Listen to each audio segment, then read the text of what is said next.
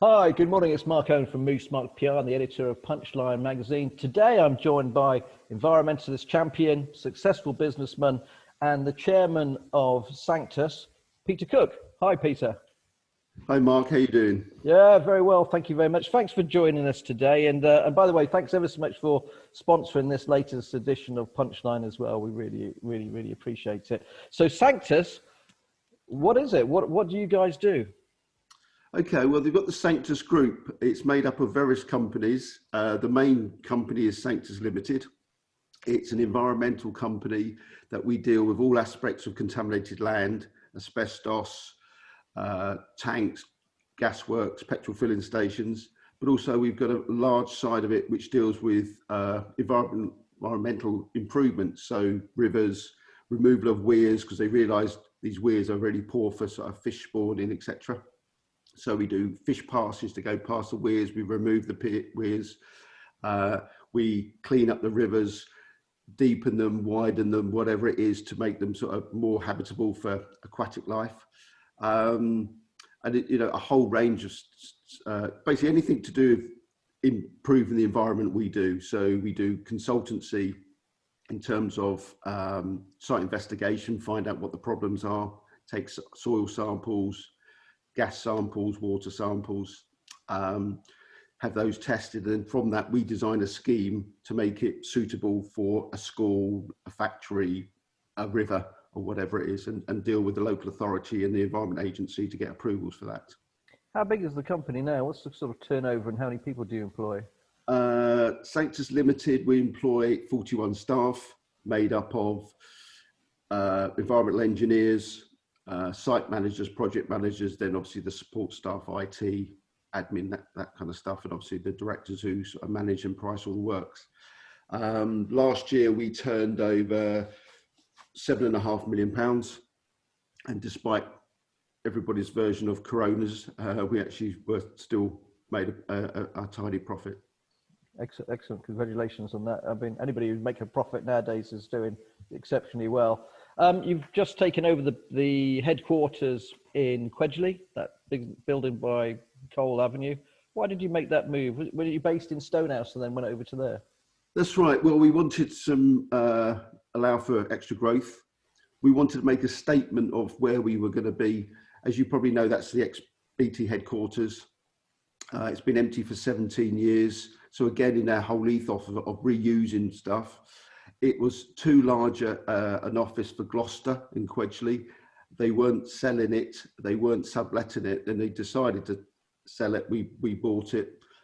We've converted 1/4 for Sanctus Limited and a sort of half of one side downstairs for Sanctus Training. And then we're renting the rest out. We've got an alarm company coming in, and then we've got a eye hospital coming in the bottom left. We've taken on all the land. We actually bought it freehold, and there was a horrible little stream behind us, which was the runoff from the A38, which was full of oil and diesel and various ugly things. So we've dammed that up. We've got treatment pads, so anything that comes down the pipe to us now is treated, so it takes all the hydrocarbons out. We've raised the levels, so it's actually now a fantastic wildlife area. And it's an acre and a half, which is, and so we've got kingfishers there, eaglets, ducks, moorhens. So yeah, it's great, really. It's great, and obviously you just did that around 6 months before lockdown, wasn't it, or something like that? Maybe 8 months or. That's right. Yeah, we put the famous fountain back on, cleaned that up. Got it, lit it up. So, a lot of people have sort of said, oh, fantastic. We'd like, that building's been empty for 17 years. It's great to see, it's the biggest office in Quedgeley, sort of, I think by footprint, pretty much Gloucester, really.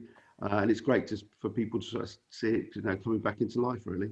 Well, it's a building really that is part of the gateway into the city, or so it's great to see it reused, really. Going back to the Sanctus side, when you get into those projects about cleaning up the rivers and reutilizing or regenerating, say, petrol stations, what's the starting point for that? How the hell do you go about doing something like that? It must be a massive job, petrol all over the place, oil in the where the hell do you start? Yeah. Every site's different. we treat every site different. Obviously, with our expertise, I've been in this industry for 25 years. You get a good feel of what you can expect. But you undertake a site investigation, so you dig trial pits, excuse me, which basically holes in the ground to look at what's in the ground. You take samples of the soil, you take samples of the water, you put boreholes down, which are basically cored down through the thing. Particularly, you want to find out where the tanks are, number of tanks, if they've leaked, what they've leaked. Is it, kerosene? Is it diesel? Is it petrol? Then we want to check all the local receptors, local water courses. Has it got into that? Do we have to put some sort of barrier there? Then we come up with a design to say, let's take out 8 tanks, empty them, clean the tanks, then we scrap the metal for reuse, dig out any of the contaminated soils. What we try to do whenever possible, instead of taking those to landfill, we try to treat them on site. So it saves the transport and, removal to landfill, which is obviously not a great thing. So we treat them on site by bacteria often, indigenous bacteria. We make it more, their environment, better for them, bred in sort of nitrogens and phosphates. So they basically eat the hydrocarbons. So it's a very natural, good process. The outcome is hydrogen, which is absolutely great. So yeah, they basically eat their way through the soils and stuff and clean it up. So that's when we try to do it whenever possible. If it's metals, it's a different thing, because you might find arsenics and cadmiums, and then some of that might have to go to landfill. And then you just carry on testing until you've proven that the soils that are remaining aren't contaminated. Then you backfill, and then you hand the site back. Sometimes, because it's gone down very deep, you might have to do some long-term monitoring, 6 months, 12 months. You agree that with the Environment Agency, or in Wales, National Resources of Wales, until they're happy that it no longer presents a risk to the environment or human beings. Have you got any unusual projects going on at the moment? Anything really big going on, or something that you're really proud of? We're just completing a project in Wheathampstead in Hertfordshire. It was right in a residential area. It was an old farm which they built over several years, very nice residential properties around. What they found when they went to develop this last section, it had been a lot of pesticides had been tipped. And there's a water course right next to the site. So the whole ground was absolutely inundated with pesticides, which obviously are carcinogenic, poisonous to aquatic life and to human life. So we had to come up with a treatment to break down the pesticides into neutral, non-toxic compounds. So that was a very interesting one. And there was some old oil tanks that had spilt, typical poor housekeeping of agriculture. And we had £1 million houses all the way around us with very interested neighbours, always asking the questions: are you going to poison us? Are you going to, all our children are going to grow an extra head because of this contamination? We had to put mitigation measures in. So we had all around the boundaries, we had dust suppression in terms of fine spray. So anything that went up in the air got pulled back down. Odor suppression, so it didn't smell for the wealthy neighbours. So we literally were at the end of their gardens digging up pesticides, and they've all complimented on us how well the job was done. The Environment Agency are very happy, and the house builders very happy. We're just literally signing off that project in the next couple of weeks. So that was a very interesting one. Fantastic. You, how did you get into this? Where are you from originally, Peter? Are you from Gloucester? No, I'm from Hertfordshire. I married my wife. She came from Newquay, so we kind of split the difference. So sort of came to Bristol. We lived in Bristol for a while, then moved to Stroud, and then I live in Longley, which is just below Quedgeley now. As you can probably tell, I haven't got a strong southwestern accent. How I got into this business, basically I was a surveyor and a civil engineer originally. Worked on a few lots of construction sites, and found how nobody knew how to deal with contamination. We were working on Filton down in Bristol at the old Rolls-Royce factory, where they used to make World War I aircraft and engines. and we found a load of mercury from the pressure tanks. We found loads of hydrocarbons in terms of aviation fuel from the nearby runway, because we were at the end, because we were doing the sorting office. The ground was actually stained grey with naphthalene, which is a contaminant from aviation fuel. And what I found was nobody knew what to do with it. This is back in 95. And I thought, okay, well, something's interested in me, because one, it'd be good to clean this up properly and use this soil again. And secondly, you know, something that's an unknown and a scary skill is far more interesting to me than just, okay, I'm digging a hole, I'm going to pour some more concrete in it. So I started reading up on it. The Environment Agency didn't exist in those days. It was National Rivers Authority, and they literally only looked at rivers, hence the name. So there was little guidance, little knowledge. So I went to the chairman and said, I think we should set up a business within the group, which I did. I become MD, and it just grew from there. I employed environmental engineers, and we sort of learnt ourselves the industry, really. And then the industry is now very well documented, a lot of guidance and stuff, and lots of this guidance has actually come from the various businesses that I've started over the years, really. So it's quite interesting. So when did you start Sanctus, and how did that come about then? Was that you suddenly saw a marketplace for yourself, or did like all of us think, actually I could do this on my own? Yeah, basically I set this business up in Bristol. I was the MD, but I wasn't a shareholder. I was promised everything and delivered very little. The business became very successful.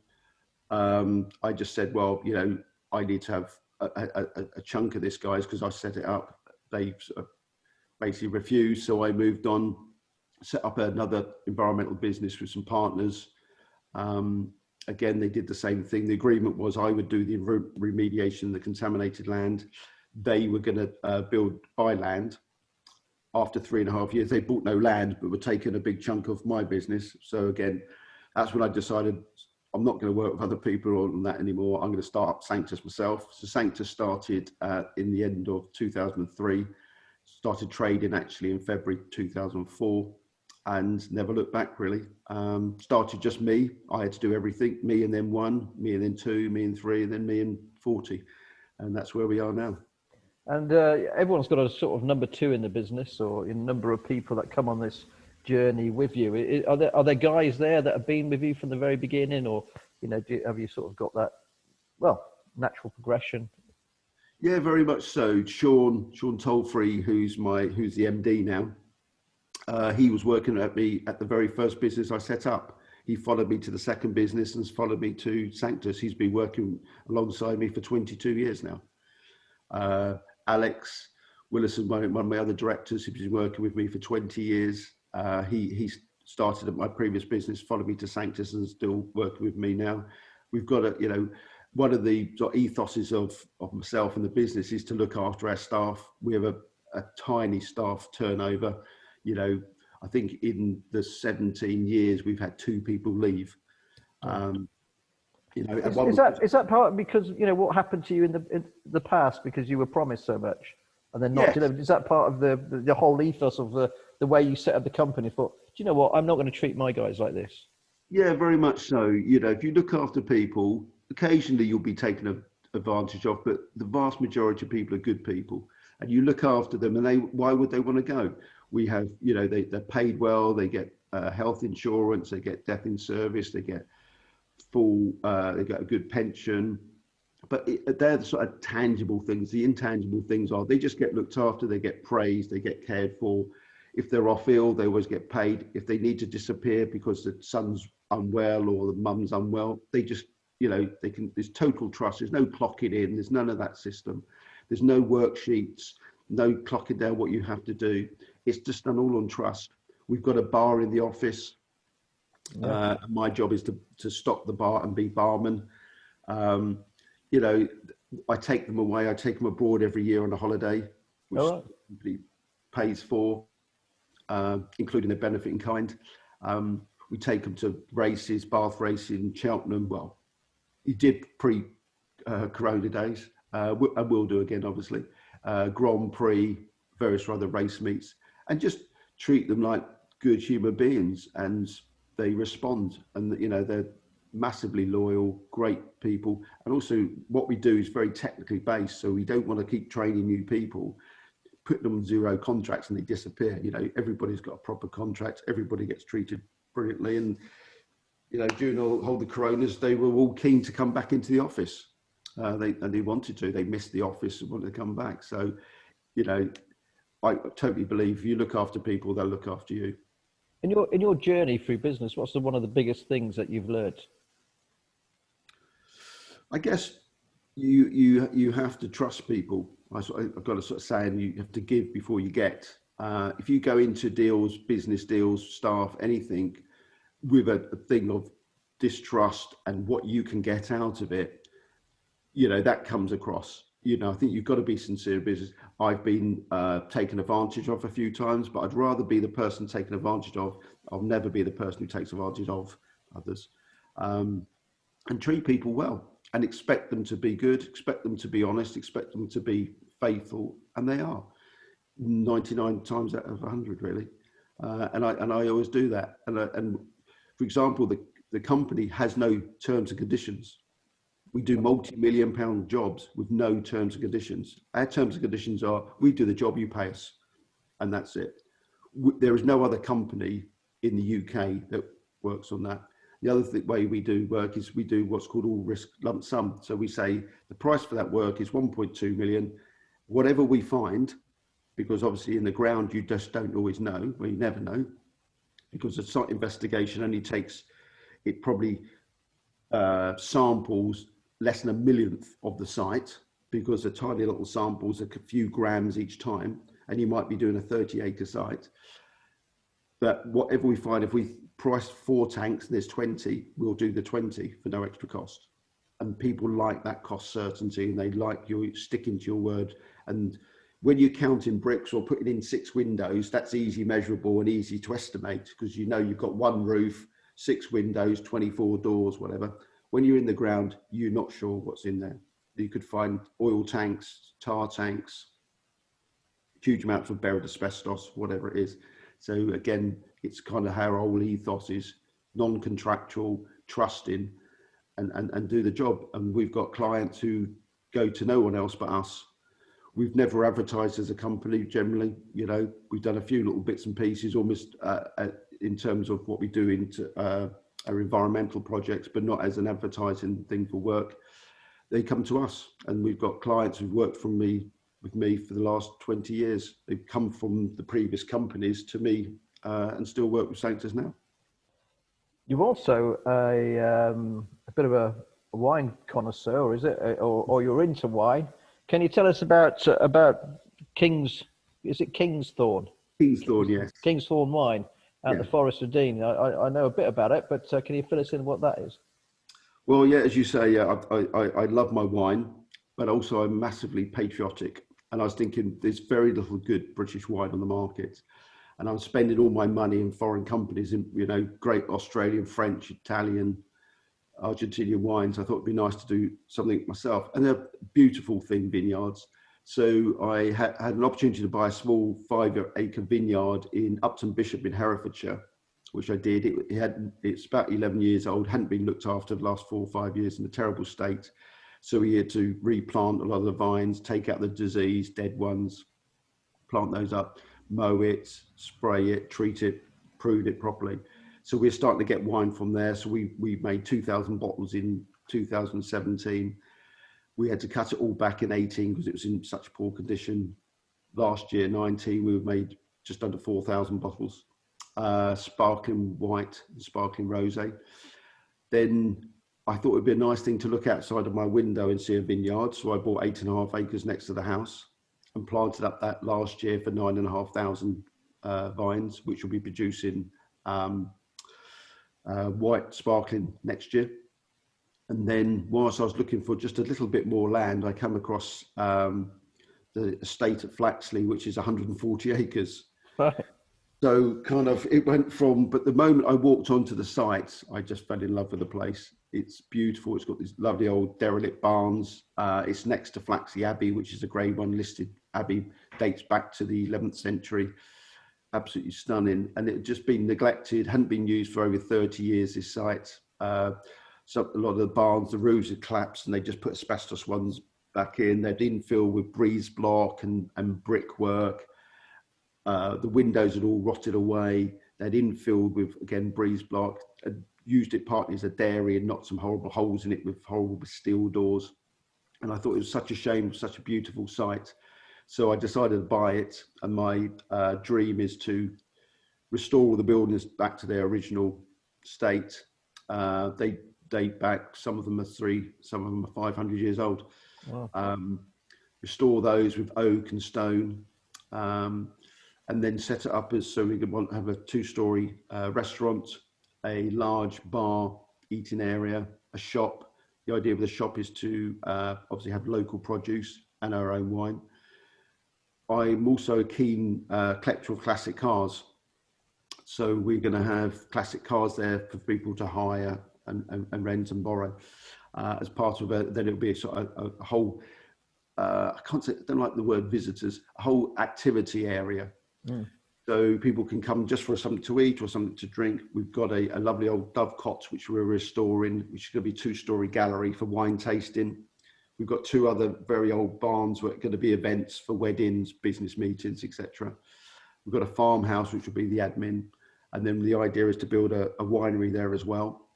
And with that, say it's all going to be restored, you know, with correct history and materials, but also very sustainable. So we can have a biomass boiler there. So because it's got a lot of woodland around it in the Forest of Dean, and we've got a lot of woodland, we're going to be using our management of our trees and our dead trees and the ones that have already fallen to chip up to produce the fuel for our biomass. So there'll be no fossil fuels, no transport, and using a waste product.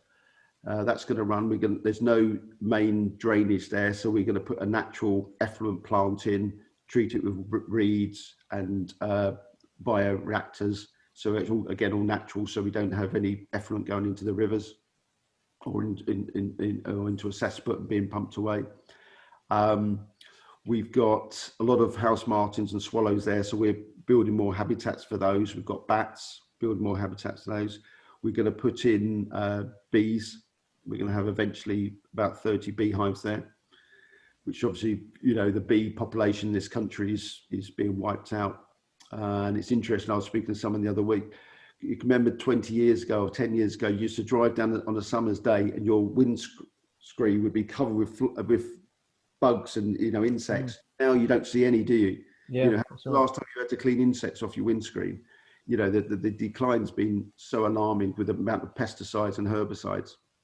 So, you know, we're going to have it like a sort of haven for that. So we're going to have what they call bug hotels, which are small little structures which encourage insects to live there. We've already planted 22 acres of wildflowers. We planted all within our vineyards. We've put 20,000 vines there, and we've planted flowers in between those, chicory and various all native wildflowers. And the amount of birds, butterflies and insects we've seen arrive in the last year has been incredible, really. So yeah, it's a whole sort of sustainable thing. We've got rare breeds coming. A friend of a friend, he's got cattle called White Park, and they're proven to be the oldest variety of cattle in the UK. They're beautiful, long horned, all white by their nose cattle, and the herd that's going to come to us has been proven to be the direct lineage of the very original White Park cattle, because, you know, they're all catalogued and registered. And then we're going to do the same with pigs and sheep. Sheep are going to be used in their vineyards to keep the ground cover down, and then we'll be able to use the meat in the restaurant. We're going to have a large garden, herbs, vegetables, salad, again, and then anything excess is going to be sold through the shop.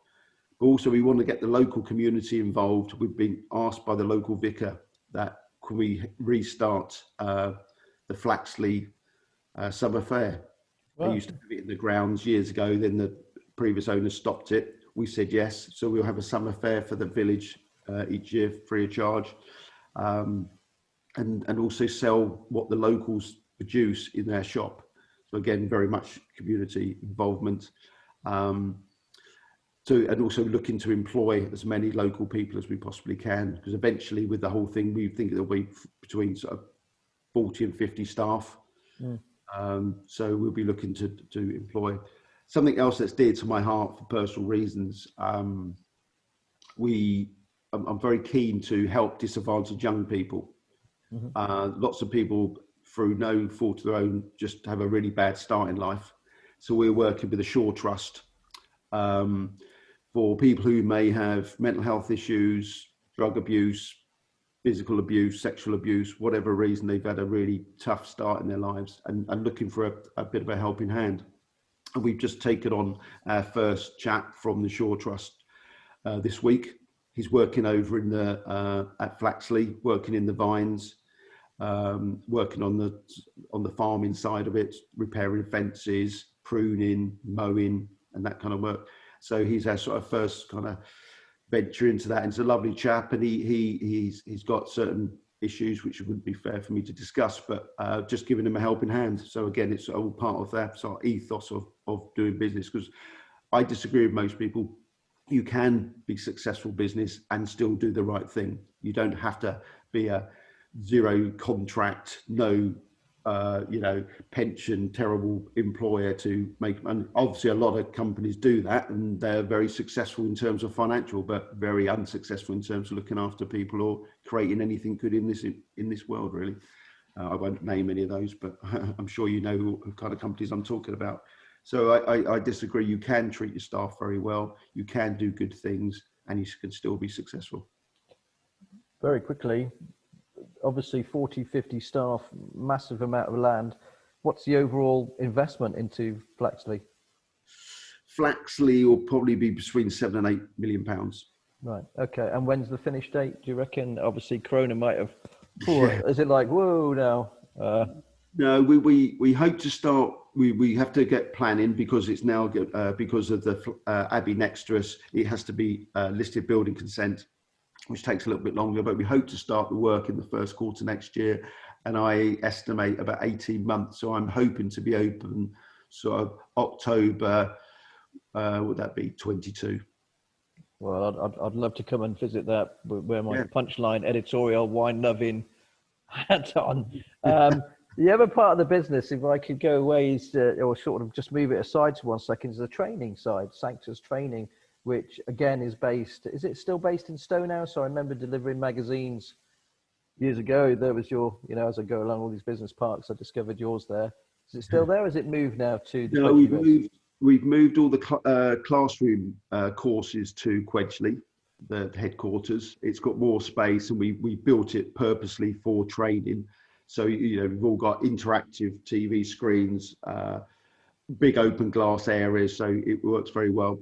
We also do a lot of MVQ and sort of apprentice training, getting young people into trades like, electricians, heating engineers, mechanical engineers, that kind of stuff, plumbers. So we need a place where they can physically braze, they can do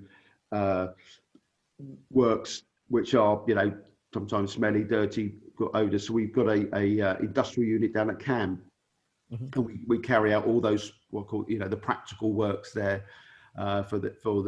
sometimes it's older people who are upskilling, or it's generally younger people on apprenticeships, where we teach them a good trade. People who chose not to go to university, chosen to sort of go into that kind of trade and earn very good money, and it's very useful trade to be in, really. How do people get involved with Sanctus Training? Is it done through a college? Is it done through yourselves or directly, or? Various different ways. Sometimes they come via the company. The company take the apprentices on, and then we train them up for them. We do a lot of training for colleges because we are sort of seen, certainly in terms of what they call HVAC, which is heating, ventilation and air conditioning. The sort of best centre in the southwest for that. We've got some of our trainers have been doing that for 20 odd years, very, very skilled trainers. So we do quite a lot for colleges because they haven't got those skills in house. And then we have individuals who just come to us who want to, you know, they've been working in a factory or, you know, supermarket and want to learn a proper trade to earn some more money. And we get a lot of guys coming through that way, and women, but mainly guys. And so we do what we can to sort of discount those individuals when they're paying themselves. But yeah, it's great to see them come out after a couple of years with a trade and they earn double what they were earning before. It's great to see. So obviously you've been in business quite some time now. I've kind of alluded to it earlier. You may have alluded to earlier your top 3 business tips. I always like to ask all you guys. You know, I've met Julian Dunkerton the other day, Dale Vince and Adam Henson, and lots of business people, successful business people. So what is your top 3 tips that you could tell us? I think probably the biggest one is start and don't stop. What I mean by that is a lot of people are deterred by a bad week, a bad month, a bad year, being tucked up in business, not being paid, having some bad luck, having a unpleasant employee, whatever, you know, some disaster, some bad thing happens to them, and then they give up or they get into debt, or, you know, to be successful in business, you have to get past those hurdles. So, you know, my top tip would be start, but just don't stop. Okay. You know, if you're good enough and you keep going, you'll get there. It may take you a bit longer. It may be a harder journey and there is lots of obstacles in the way, but people give up too easily in business. And know they lose some money one year. They think, oh, I won't do this anymore. Secondly, I go is give before you take. What I mean by that is if you want to be successful in business, you can't, the first year you get going, start, oh, I've got a good year, I'm going to buy a Porsche. I'm going to start going to the golf club. I'm going to spend more money on my wife and the swimming pool and the kids. You know, you have to invest in your business. You have to keep giving and giving and giving until it's secure, safe. You've got a good amount of money in your bank account, and then you can start earning some money back. So many businesses go bust. The biggest reason for businesses to go bust is cash flow. Not because they're not successful business, because they're cash flow, because they take too much money out. They don't budget for their money. We always keep it as a minimum a year's salary in the bank account. Wow. So we look at what we you know, what our salary bill is for the year, and we keep it. So through COVID, we laid nobody off, you know, through lack of work, not at all. You know, a lot of people weren't fully engaged. Our turnover dropped by 50%, but we kept everybody on. It took the business took a hit. I personally obviously took the biggest hit, but we now out the other side. We don't know what's going to happen with Corona for the rest of the year, but you know, we've survived it and we will survive it. And everybody comes out of it stronger, more loyal, more trusting than they've ever been. And we've got an absolutely stunning team, and you know, so much of the success of the business is down to how well those people are being looked after. But you've got to make sure your business, too many people put themselves before their business. For the business to be successful, you have to give to it, in my opinion. And then your third and final one? Oh gosh. Is that going back? Staff. You've got to look after your people. Your business is your people. Unless you invent one item and it's the best invention the world's ever known, you need your staff. But even then, you need them to sell it. You need them to build it, stuff. Look after your staff. Again, put your staff first. Think what they need. If they need a company car, they want a parking space, they want a pension, they need a bit of time off because their mum's ill, whatever it is, you know, pay them what they're worth. Don't pay them that you can make more money from them, and just look after them. We found that. I mean, Tina, who runs the training business, has been working with me for 22 years. Mm. You know, many staff who've been 10 to 15 years since the beginning of the business. And once they joined us, we've had many staff who've never worked for anyone else. And that, you know, you look after those people and they'll look after you and look after the business, and trust in it. It's so much about trust, really. You've got to trust them that they'll turn up, they'll do a good job. And when you're not there, they don't disappear at 5:01 or 4:30. They'll stay there until the work's done. I have to often tell them to go home because you know, we don't work weekends. That's another rule of the company, because people need to have time with their family, they need downtime, they need to relax, and they come back refreshed on Monday. So the rule is, unless it's an emergency, no one ever works weekends. And I've not worked a weekend since I've started the business, because I've got my family, and they're you know, the most important thing. And I treat everybody that they believe the same thing for their families. Pete, I think that's a fantastic place to end. Thanks ever so much for agreeing to come along on Punchline Talks today. And hopefully I'll catch up with you very, very soon. Yeah, as soon as the next wine comes out, I'll give you a call. Thanks, Pete. Cheers. Okay, Mark. Bye. Love to talk to you. Take care. Bye.